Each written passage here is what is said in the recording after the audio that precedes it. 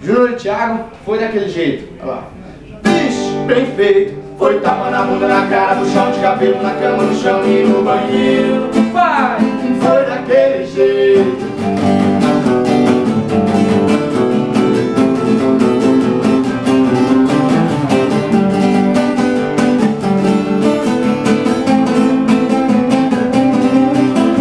Tava de blusinha amarela, jeito safadinho, que é bem a cara dela. Eu cheguei chavecando, papo de gavião, pedi seu telefone, mas não me deu atenção.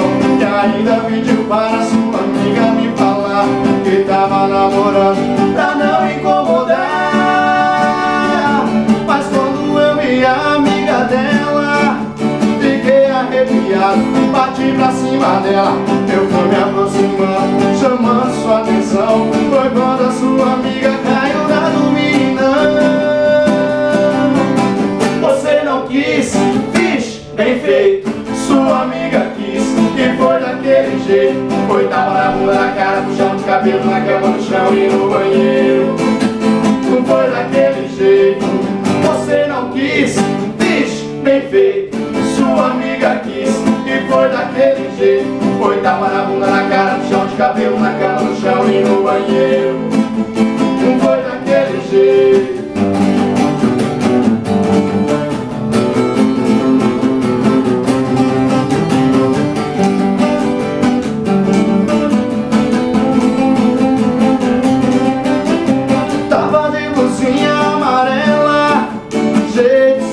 Que é bem a cara dela. Eu cheguei chavecando, papo de gavião, pedi seu telefone, mas não me deu atenção.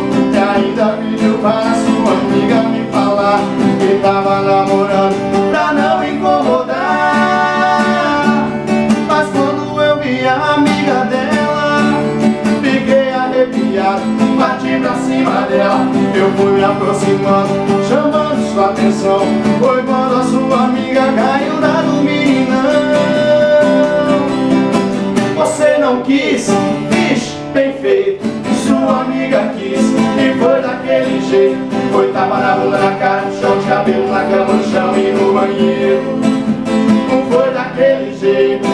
Você não quis, vixe, bem feito. Sua amiga quis, e foi daquele jeito. Foi tapa na bunda, na cara, no chão de cabelo, na cama, no chão e no banheiro. Não foi daquele jeito, sim. Foi tapa na bunda, na cara, no chão de cabelo, na cama, no chão e no banheiro. E foi daquele jeito.